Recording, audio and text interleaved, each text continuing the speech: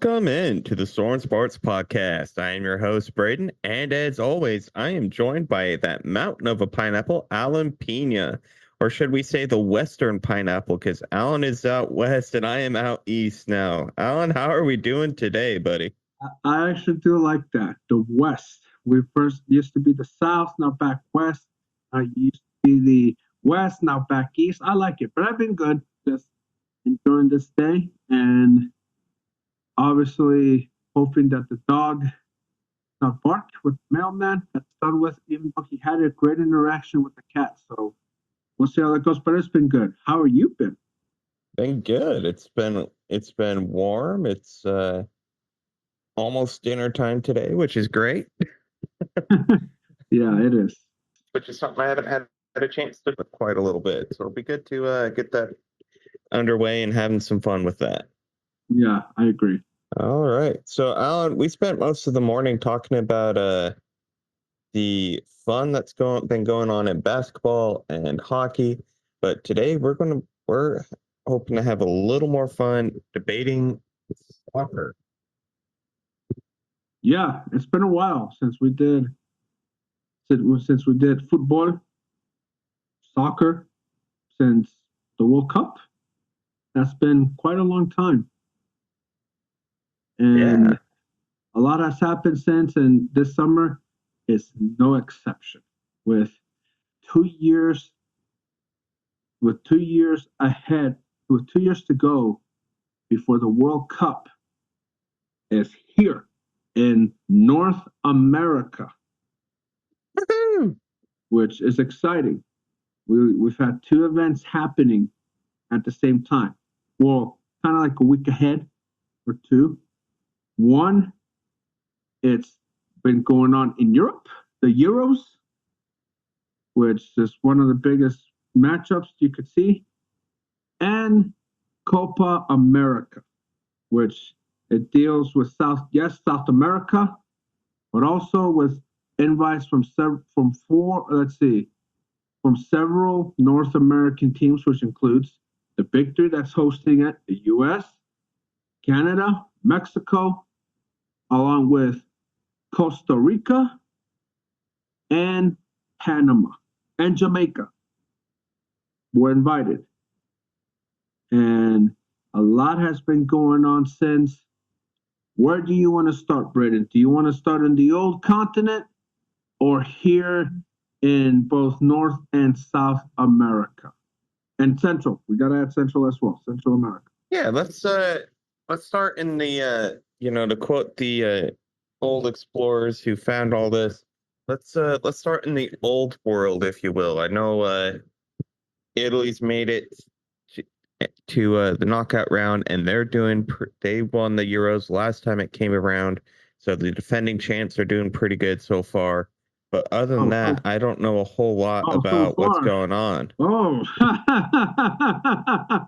well, I don't know how to tell you this, but this is, let's see, of the times that I've seen the Euro ever since 2012. So let's see, 12, 16, and this one. I think this is probably the third or fourth straight time that a champion gets knocked out in the first knockout game. Oh no! And that's exact. I was shocked. I thought, okay, they're pretty good. They can get their act together. Instead, nope, they lose to Switzerland 2-0. And Switzerland they play, I think they're going to play England, which England, they are on a mission because after what happened to them losing in the final, they've been on a mission. They've been criticized just because, like, some of the formations, but the talent with England, like with Harry Kane, with Jude Bellingham, and also the rise, also don't forget, of Bukayo Saka, the young player as well. They got still a young team that's led by Harry Kane, and there's a lot of pressure as well because there have been talks about, like, even the manager for England, Gareth Southgate, did mention that if they don't win this, he is out. Like he said it, I will resign, which It's a lot of pressure for England, but can they handle it? And with that criticism, because we know, like, when it comes to criticism in England, it's at an all-time high. And let's see if they can handle it. But England so far, like they went coming back versus I think it was Slovakia down 1-0. That was pretty impressive. And I think they're playing Switzerland. I wish we could pull that up so we can see the bracket, but that is who they're playing, and they should be ready to face Switzerland. But Switzerland, they're no joke. They're for real. They can pull this upset, and we'll see how it goes. Yeah, I'm beginning to have nothing really against Switzerland as a country. It seems beautiful in pictures. It seems like it's a great place to be. Um, a lot of hockey legends end up playing in the Switzerland Hockey League to kind of keep playing when they can't keep up in the NHL. But they always seem to find a way to eliminate the teams I'm pulling for in major soccer tournaments. They did it back in 2018 to Sweden in the knockout stages. They've done it again now with Italy in the Euros. So it seems Switzerland and I are going to have a bit of a rivalry here shortly, A Alan, little if bit. this A keeps little up. bit. Yeah, a little bit. They beat France as well in the last Euro. And speaking of France, they've done pretty well. I think they've become the old France. It actually helps that their midfield now that with N'Golo Kante is back, and I think he is the X factor because he does whatever it needs to be done. He's like, for those that watch that in the U.S. as well, he's the Drew Holiday of for France, where you need him to score or create plays, he's gonna do that. You need him to defend, he's gonna do that. Like wherever you need him in the midfield, he will do. And Kylian Mbappe, well, he hasn't been scoring, but he's been involved. And this is the beauty of this sport, Braydon, is that the team that they're going to play, they're playing Portugal. And obviously, you know who's in that team in Portugal. You could say it's the matchup of the past versus I won't say versus the present slash future. This might be a passing of the torch, knowing that this will be the last Euro for Cristiano Ronaldo. There's already talks about that. And this matchup, I think, is going to be an all-time high between those two as the heir apparent faces the current guy who's been on top for years. Yeah, that'll be the match to watch, I think, in a lot of ways, because I think it'll be fun to see Ronaldo on this stage, if maybe for the last time, especially if, like you say, he's kind of getting there. It might be his last time, but also just what Ronaldo's meant to the sport. And if he does retire, we're definitely going to be talking about that for sure. Oh, we will. So stay tuned for that. But that'll be a game to tune into for a lot of reasons. It's going to be fun to see how that all plays out. Yeah, I wish those two. And here's the thing: well, like this Euro, it has been crazy. Like the teams you thought, oh, they should have won their group, did not. Like France, they were second in the group to Austria, and they lost today to Turkey. Well, to Turkey, or I don't know how to. I'm trying to get that pronunciation, but they moved. They won their group. Also, you had.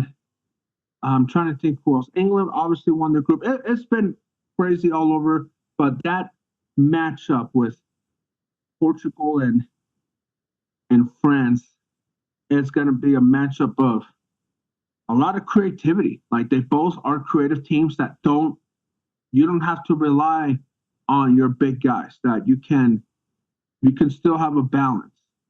And speaking of balance, another team with that is Germany. And last time we talked about Germany, we talked about, man, something is going on because it's been 2 World Cups in a row that they've been ousted out of the group stage. And then last Euro, it was a disaster. They made it to the knockout, but lost their first game and got them eliminated. Now Germany, they're in there. They're hosting it. They know this is the opportunity. Let's go. But they face Spain. And Spain comes in with a young team now. They're not the team that you saw in 2010 that they were dominating, but they're young, full of energy, and like a couple of guys that are experienced, but not a lot. Still, but they're young. And it's going to come down to how does Spain handle the pressures, because there's going to be moments where the youth will kick in inexperience. But if they can control that, then they have a shot to beat Germany. But Germany, they're riding high, this home field advantage, and we'll see how this goes. Because remember, those 4 teams will meet up. Whoever wins out of those 2 will meet up in the semis, and that is the bracket. That side, it's intense, and those 2 matchups will be intense. Yeah, that's going to be intense to watch, and you know how I feel about youth, especially in the sort of sport of soccer. It just seems to always want to rear its head and make sure they have the edge. So that's going to be important to keep an eye on in that matchup. And but yeah, like Germany is very disciplined. They always have been, and that also will play a big role into how this all plays out. So Yeah. So yeah, but also another thing is that normally Germany, they play as a team. They play together. They don't care who scores. They don't care if this player gets recognition. As long as the team is successful, they're fine.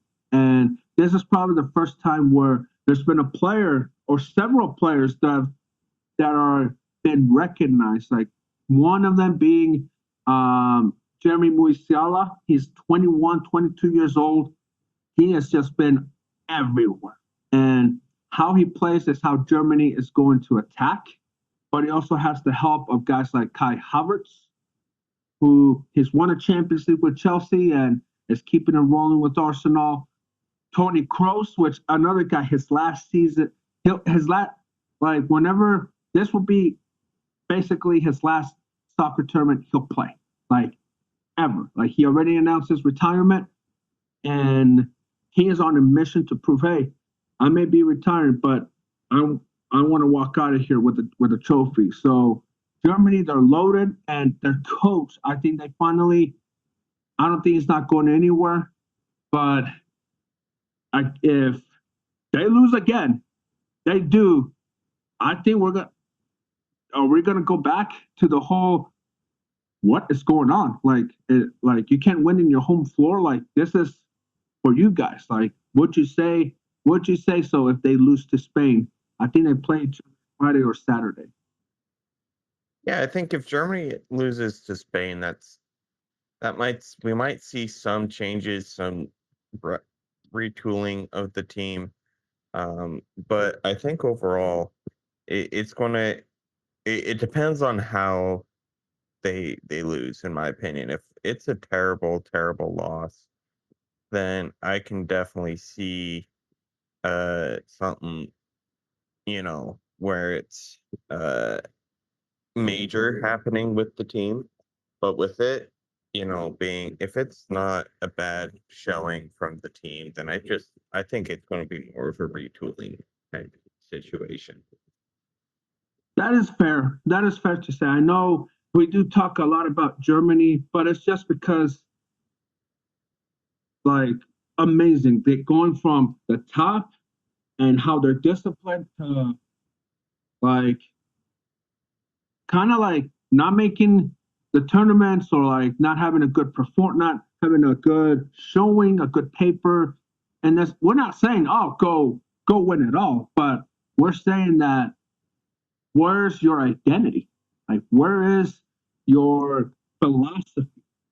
And this is something that I believe right now Germany has found it, but you're playing a young Spain team that pretty much you got like three guys that are from the ages of 17 to 22, 23. A lot of them, several of them come from Barcelona, which they're known to do that, giving opportunities to the young players. So this is something even for those guys, for the Laramie Yamals, for the Pedris, for those guys to showcase, hey, like, yeah, we may be teenagers or like early 20s, but we're not going to back down. So this is an opportunity to whose critics are you going to silence? Are you going to, like, is Germany going to silence their own that, hey, we're still Germany? It was just a bump in the road? Or is it for Spain that, hey, like, this is not just a one-time thing that we're successful. We're going to continue this no matter what happens moving forward.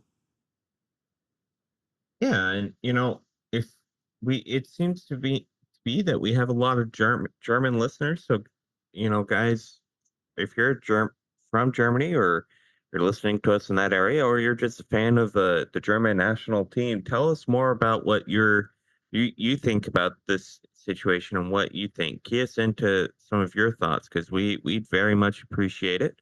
And you can that it might help us. We might bring it up in the next pod. It might give us a new topic to delve into more, which is what we'd love to do.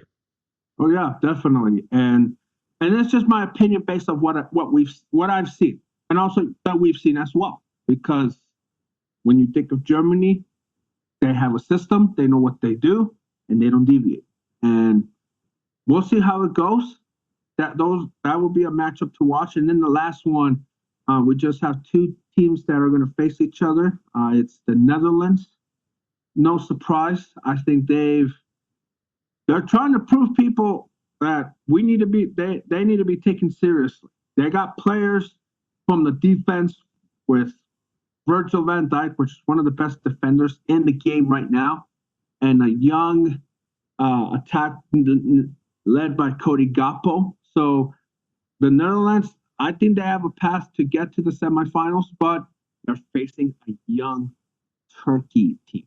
They pretty much, it took time to get their movement going, and they've made it. They have a young team, and they have nothing to lose, nothing. And what they just did today, beating Austria, it just shows that they're growing, and that's the beauty of any sport. Like, you want to see teams grow and do well, no matter what. And their luck could run out versus the Netherlands, but if they can just, like, for the Netherlands to lose, they cannot afford an early hiccup, because we've seen them. If they get an early hiccup, then things start to a little bit rattle. So, but this is the Netherlands spot to, like, pretty much, hey, get through the semifinals and have their first challenge versus England, who I do expect them to beat Switzerland. Yeah, I think England is definitely the favorite here. So if we want Switzerland to move forward, maybe I should root for England. It seems to be the case here. Probably. Yeah, probably. But we'll see how this goes. This Euro hasn't surprised me a bit. It's only surprised me that the matchups have happened this early. And it's been back and forth, but I think, you know what? I think this is good that we have these matchups early. And then hopefully we can get them in the final, but it's the same thing, like, as far as, like, if you want them or not early. But I think this is good, because then it creates more opportunities for great big matchups. And the thing is, they're happening to get to the finals.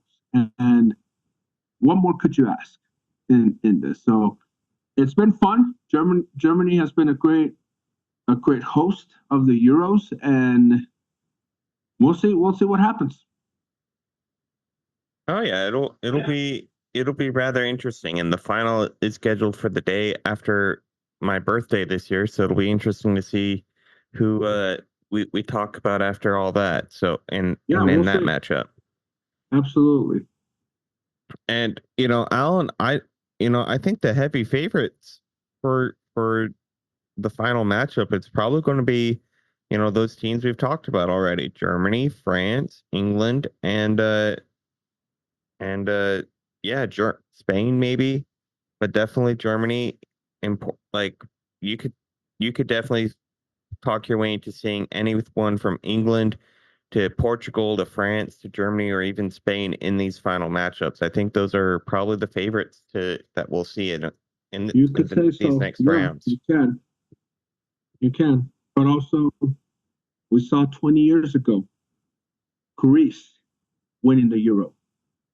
You would tell me Greece won. We could see a Turkey win the Euro or Switzerland win it as well. Like it has happened. So crazy stuff has happened. It won't surprise me if it happens here. But yeah, those teams, according to the betting odds, like top three has been France, England, and Germany. According to the betting odds, those are the top three teams that have been mentioned as far as being the favorites to win the Euro.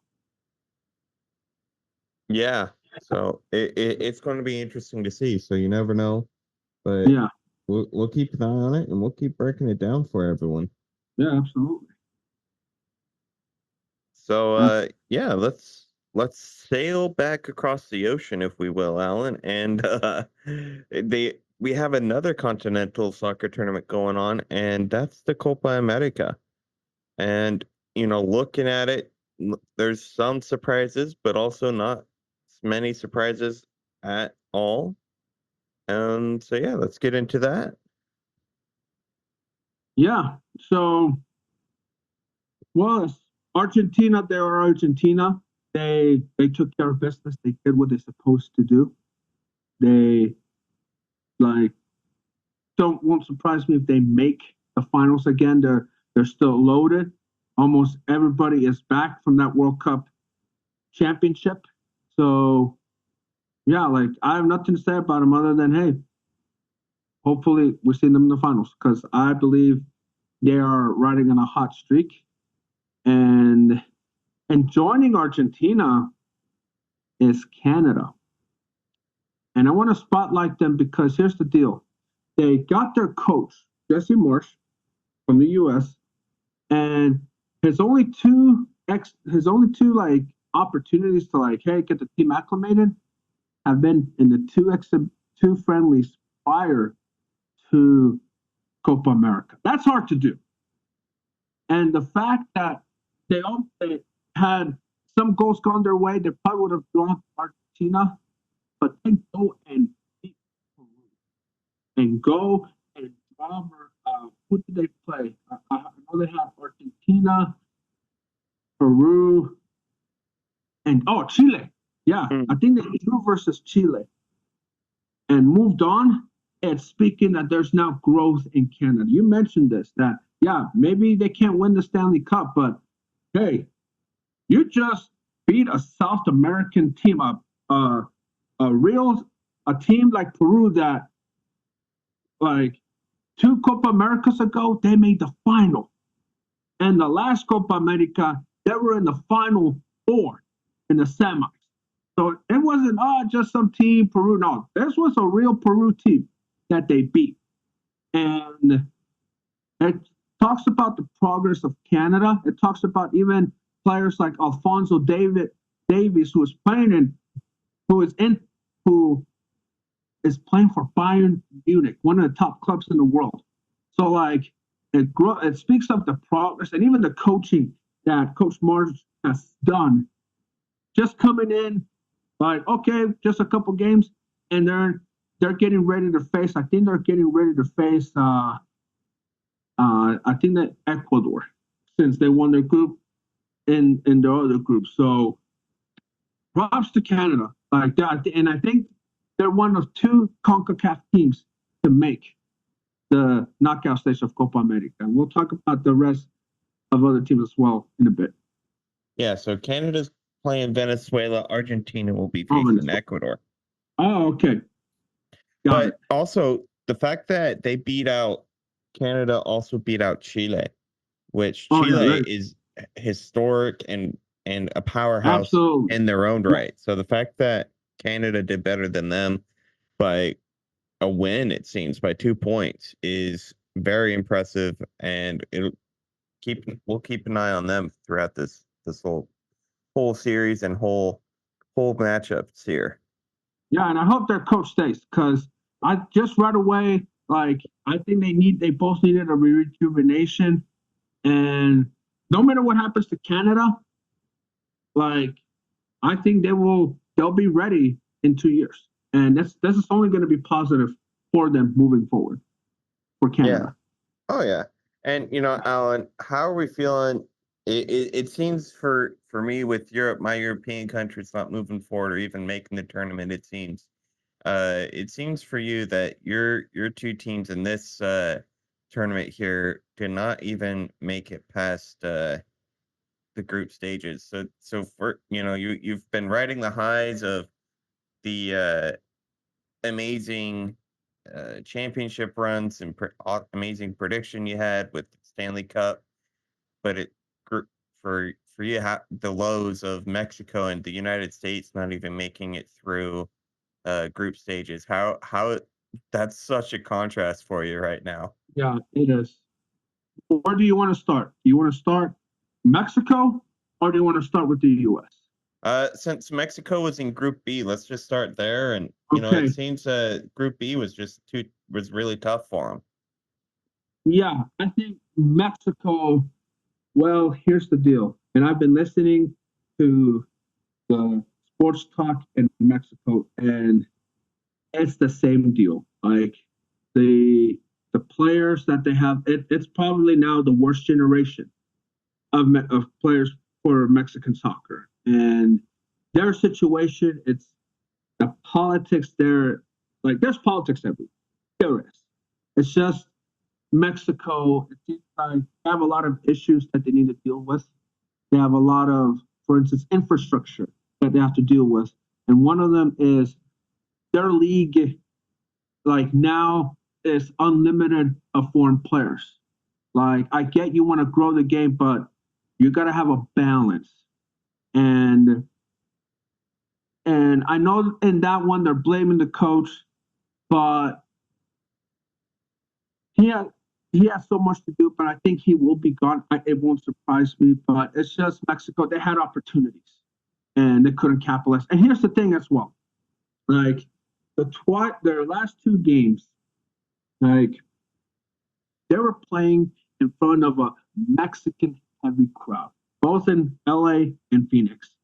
Couldn't get anything, and then it was just they have a lot to fix. I think they've ever since their what's it called them not making the group, like forget getting to the fifth game because they have not done that in '86. They couldn't even get to the fourth game.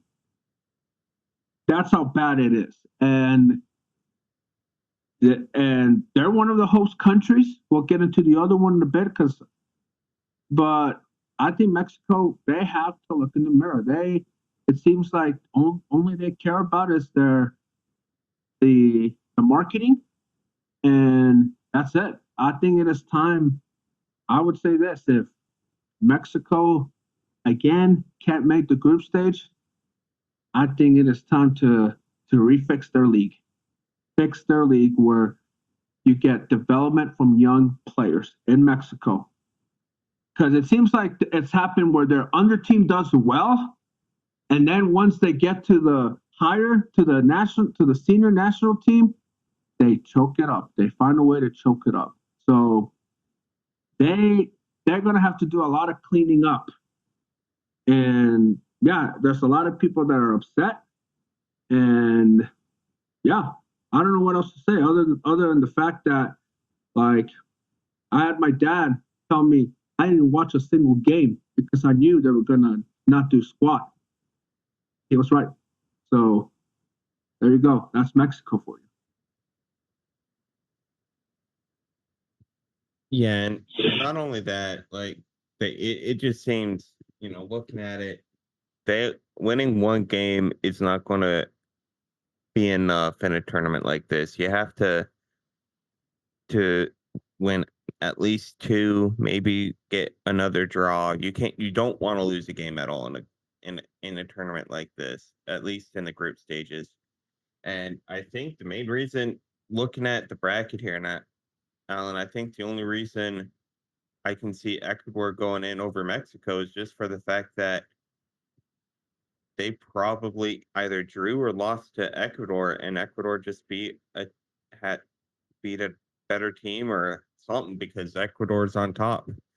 Otherwise, their Yeah, and they are points are pretty the good. And same. Venezuela, like I think they've grown soccer wise. They haven't they've grown, and who knows? They can make another run because they made the Final Four in the semis in 2011, surprising a lot of people. It won't surprise me if they do it again. Like they're one of those teams that, like you cannot take them lightly. They will be ready to play, and yeah. So we'll see how those two teams do, and yeah, that's all I gotta say about Mexico. Really, like I actually yeah, I wanted them to win, but also like, hey, I felt something was not gonna click, and it did not. And I think that's probably a similar feeling you have here with the United States. I mean, there's some hope on that roster with Christian Pulisic and some of these other rising American footballers, but to see them lose two games in a major tournament like this, especially with the World Cup coming out soon, you know, you want American soccer to do better as an American, of course you do, but we're just a laughing stock in the soccer world for good reason, and this is not a good showing from the American team, it seems. Alan, you watched the games. I saw you post on Facebook the other day, rather upset at the recent results. So cue us in on what happened there. I think pretty much that game versus Panama, I was worried before we came in. I'm like, okay, Panama, they're a good team. It's a hit or miss. We got not take them lightly. And 18 minutes when the game starts, we had to play with 10 guys because Tim Weah, like I think one of the guys said something racist, and we condoned that. Just like decided to give him a shoulder. Bye bye. Got kicked out, expelled, showed a red card, and I get it. We don't tolerate that. That should never happen. But also, hey, you gotta focus because that's how teams are gonna get you. Like they're gonna do things or say things. You gotta, hey, ignore the noise, and the way to shut that noise is you score. And Tim Weah, not having him because he is an explosive player, someone that can score for you, create opportunities. Not having him hurts. Though we had Florian Bulgarian that we got that he plays in France. He's outstanding. I think he will get better. But yeah, that happened, and then not having Matt Turner, the goalkeeper, like it hurt. And then Uruguay, like I knew we're gonna have to pull this off because I think to me, I have Uruguay making the final. I think they will beat Brazil. If I think they will pass to the group, but yeah, I think it's. I said it like their manager Greg Berhalter, he needs to go. It's simple as that. Like I just felt he was over his skis. I felt that he peaked at the World Cup. Like, hey, he got them back. I think we need to let him go. Like it's time. If I'm the federation, let him go. It's not working. We need to bring someone else. And I know some people are going to say, who? You might say, who are you going to bring? Well, Braydon, I came prepared for that. Well, good, because that's what I wanted to ask you about, because it's going to be, soccer is growing in the States, which is a good thing, but it's definitely not the most popular. So who are we going to bring? Who would they even bring in to manage this I'm team? the director who selects the coaches, and I know our time is about to run out, but the guy who I would bring in immediately, and I don't care how much money it costs, because I've heard some people say, oh, it costs money. I will pay that guy in a heartbeat. Jurgen Klopp. Remember that name? Jurgen Klopp. And he was in Liverpool, leading them to a Premier League title, three Champions League finals, only won one of them. That guy has won it all. He's taken teams that we've never, like, oh, what? Okay. To new heights. Like, he took Mainz team that was in the Division 2 to the Bundesliga. He took Borussia Dortmund that for a decade hasn't won anything, got him to win the Bundesliga, and got him to the final of the Champions League. Liverpool, that was the same case. Haven't won anything, got him there. We need a guy like that. I think his style, that they like to press offensively for them to recover and get the ball quickly, that is a perfect style for Team USA. I don't care how much it costs, bring him in. I would love to have him on this team. He will be